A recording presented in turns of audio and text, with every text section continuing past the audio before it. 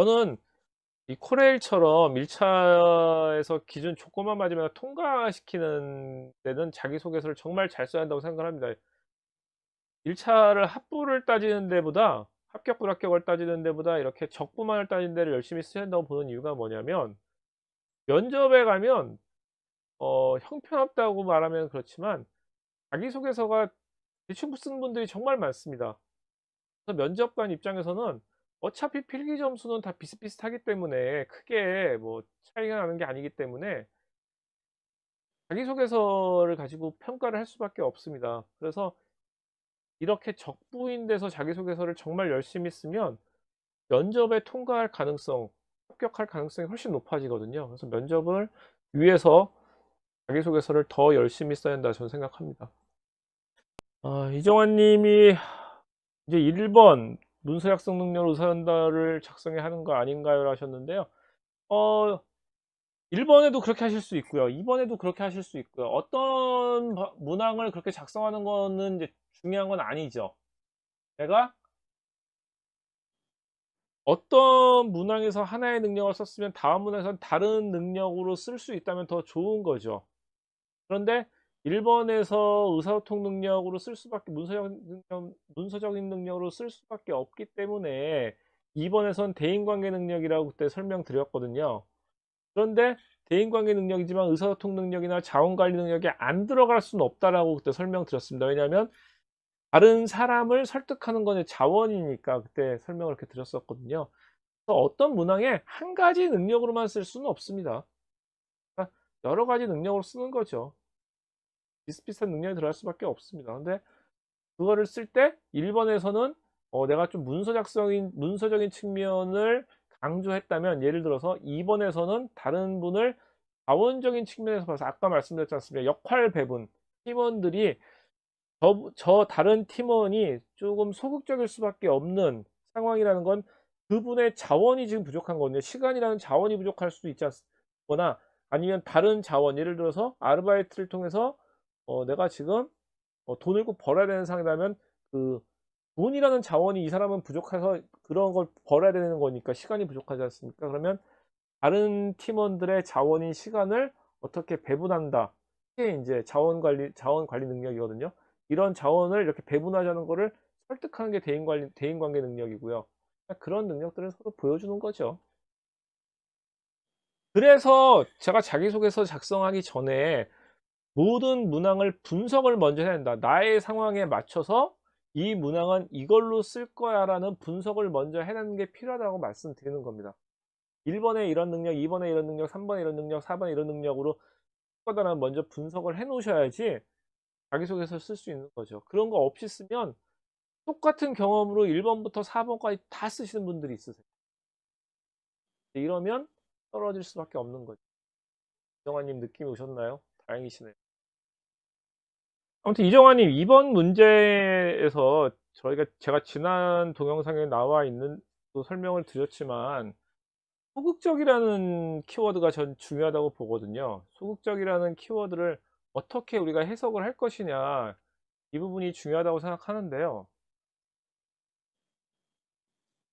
공공기관이다 보니까 무조건 이 소극적이라는 반대 개념으로 적극적으로 쓰시는 분들이 있거든요. 내가 어떤 리더가 이런 부분들을 강조해서 쓰시는 분들이 계시는데요. 공공기관은 적극적이라는 것보다는 어떤 일을 할 때 어떤 팔로우 개념이 있지 않습니까? 소극적은 아니고 리더도 아니지만 내가 정말 열심히 도와주는 사람이다. 어떤 일이든 열심히 한다. 리더는 아니지만 열심히 한다. 그래서 성과를 내는 데 있어서 꼭 필요한 사람이다. 이런 부분을 강조하시는 게 공공기관이니까 더 좋을 수 있습니다. 네, 이정환님, 이제 소극적인 동료를 적극적으로 참여를 유도시켰다, 이렇게 쓰실 때 방법이 아까 앞에 제가 이제 동영상에서 설명드렸던 부분 하시면 되는데요. 우리가 이제 이게 이제 의사소통 능력이나 어 뭐 여러 가지 의사소통 능력이다, 예를 들어서 이제 대인관계 능력이나 의사소통 능력이라고 하면, 특히 이제 의사소통 능력에서는 문서 작성 능력을 중요시 여긴다라고 제가 설명을 드렸거든요. 문서 작성 능력이 왜 중요하냐? 기업은 모든 게 문서로 이루어지기 때문에 중요하다. 근데 그 문서를 작성하려면 정보를 수집하거나 분석하는 능력도 필요하다. 이게 이제 자료 관련된 능력이지 않습니까? 내가 소극적인 동료를 적극적으로 참여시키는 게 단순히 말로 했다는 게 아니고요. 아니면 뭐 내가 그 그분하고 회식을 했다, 뭐 밥을 먹으면서 얘기했다, 술 한잔 했다, 이런 부분을 로 설득했다는 부분이 아닌 겁니다. 그 부분에 그 소극적인 분의 상황을 이해하고 그 상황을 분석해서 그 상황에 맞는 내가 어떤 그 시나리오를 어떤 보고 그 글을 그 글이나 뭐 문서를 통해서 그분에게 설득했다. 어떤 역할에 대한 우리가 가이드를 서로 만들었다는 거죠. 지금 그분이 소극적일 수밖에 없는 상황이 이러니까 적극적으로 하려고 그러면, 만약에 시간이 부족하다 그러면 이 시간 부족한 거는 나와 역할 아니면 다른 팀원들과 역할을 이렇게 배분을 했다. 그런 부분들을 어필을 하셔야 된다는 겁니다. 근데 그게 말씀드린 것처럼 단순히 말로 했다, 이거는 안 된다는 거죠. 말로 한 게 아니라 문서를 통해서 팀원들과 회의할 수 있는 문서를 만들고 그 문서를 통해서 서로 공유해서 해결했다, 이런 과정들이 나타나시는 게 중요하다고 말씀드립니다. 팔로우라는 말을 들었을 때 저는 회사 입장에서는 사고 안 치고 말 잘 듣는 사람을 원하겠구나, 이런 생각이 쓱 지나쳤네요 라고 말씀하셨는데요. 그런 개념은 아닙니다. 이게 우리가 공공기관이나 공기업이나 어떤 면에서 그게 복지부동하다는 이야기를 많이 한편으로 하지만, 신입 직원을 뽑을 때도 적극적인 사람을 뽑고 싶어 합니다. 그래야 회사에 들어오면 일을 시키는 사람, 예를 들어 사고 안 치고 말 잘 듣는 사람이라고 하지만 말 잘 듣는 사람은 열심히 하는 사람이거든요. 적극적으로 열심히 해야 되거든요. 그런데 공공기관에 들어오면 말은 잘 듣는데 말만 잘 듣는 사람들이 있습니다. 정말 말만 잘 듣는 거죠. 그러면 열심히 안 합니다. 근데 뭐라고 할 수가 없어요, 이 조직의 특성상. 그래서 말도 잘 듣고 열심히 하는 사람을 좋아합니다. 근데 열심히 하는 사람이, 말을 잘 듣고 열심히 하는 사람이 있고요. 내가 스스로 알아서 정말 적극적으로 열심히 하는 사람이 있는데, 공공기관은 스스로 알아서 열심히 하는 사람들을 약간 사고 친다라고 생각할 수도 있습니다. 그 우리가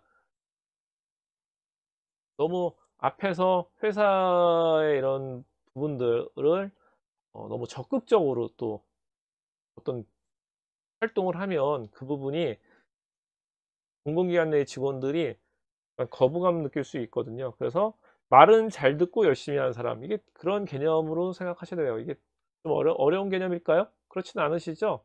아하라고 말씀하신 거 보니까 이해가 되시죠? 말 잘 듣고 열심히 하는 사람. 그렇지만 어, 내가 어떤 일을 먼저 막 파헤치고 이런 사람은 아니다, 이런 부분. 이정환 님이 이번에 본인이 담당했던 역할이라는 것은 역량을 의미하는 걸까요? 아니면 실제로 활동 중에서 내가 맡은 역할을 말하는 걸까인데요. 실제로 맡은 역할을 물어보시는 겁니다. 2번 문제는 쓰시면요, 면접관은 이걸 가지고 여러분에게 질문을 하실 겁니다. 이 2번에서의 그 경험이 어땠는지를, 경험 저희가 면접하지 않습니까? 경험 면접에서 아마 압박 면접을 들어갈 가능성이 있죠. 이정환님, 예를 들어서 팀 프로젝트를 하면서 내가 맡은 역할은 해당 프로젝트 주제에 대한 해외 자료를 수집 및 분석하는 역할이었는데 이런 실질적인 역할을 의미하는 걸까? 근데 그런 실질적인 역할을 의미하는 겁니다. 그런 역할이 될 수도 있고요. 아니면 팀 내에서의 나의 어, 책임, 맡은 파트나 아니면 맡은 어떤 지위? 그러니까 팀이 뭐 예를 들어서 팀장이었냐, 프로젝트 팀장이었냐, 아니면 뭐 이런 걸 수도 있고요. 그렇지만 그 경험에서 역할, 적인 역할을 말하는 겁니다. 이정환님, 나의 역할이 소극적인 동료들을 적극적으로 참여하게 만드는 거와 연관성이 있어야 하나요? 나의 역할이 그렇다는 건 아니, 역할. 그러니까 내가 아까 그 이정환님이 하셨던 해외 자료를 수집하거나 분석하는 역할에서는 소극적인 동료를 적극적으로 참여하는 거와 연관성이 없을 수 있겠죠.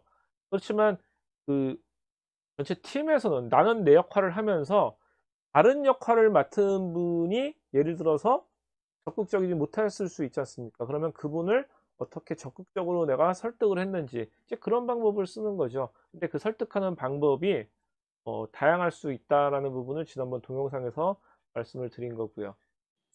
2번 문항은 1. 본인의 역할, 2. 나만의 노하우, 이렇게 독립적으로 볼 수 있겠네요.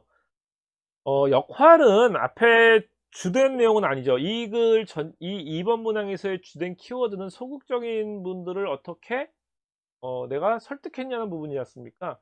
나의 역할 부분은 그냥 앞에 이러이러한 어떤 상황, 언제 어디서 정도의 개념이라고 생각하시면 돼요.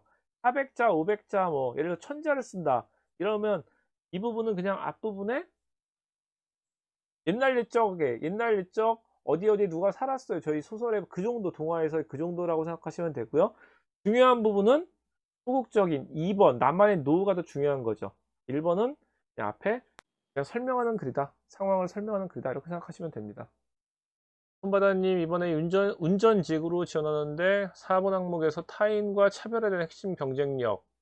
엔지니어 부분들이 타인과의 경쟁력을 갖기가 쉽지 않습니다. 특히 이제 3번에서 그래서 서비스 부분은 다른 부분을 좀 생각하라고 말씀드렸던 부분이고요.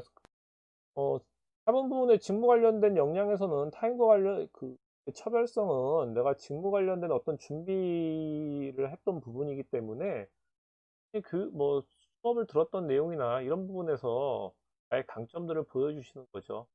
차별성은 사실 직무 관련된 차별성은 그런 부분밖에 없습니다. 근데 이제 운전직에서 이런 부분은 토레일뿐만 아니라 모든 교통의 운전직 분들이 똑같은 얘기를 합니다. 자격증만 있으면 되는데 내가 어떻게 차별화된 것들이 있느냐라고 말씀하시거든요. 그렇기 때문에 이제 우리가 뭐 운전직, 토레일은 지금 아직까지는 그런 일이 없지만 부시철도에서는 무인 운전 시스템들이 계속 들어오고 있거든요. 그런 부분들이 더 늘어날 겁니다. 그럼 이제 운전직 줄고 운전직들이 무인 시스템을 관리하는 쪽으로 가겠죠. 그런 부분에 대한 경쟁력을 쓰셔도 이거는 운전직에 대해서는 저는 이제 부시철도에서 이제 그런 이야기를 드리거든요. 그러니까 이 부분은 좀 고민을 그렇게 해볼 필요가 있습니다.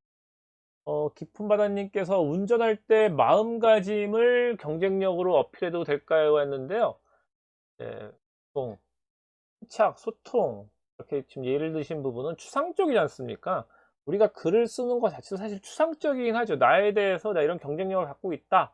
이렇게 말하는 거는 추상적이지만 그래도 그런 부분들은 이제 직무 역량과 관련을 질 수 있는데 침착하다, 소통에 능하다 이런 부분은 운전직에 제가 는 아닌 것 같습니다. 운전직은 정말 그 역량 부분을 하셔야죠. 근데 운전직이 정말 어렵습니다.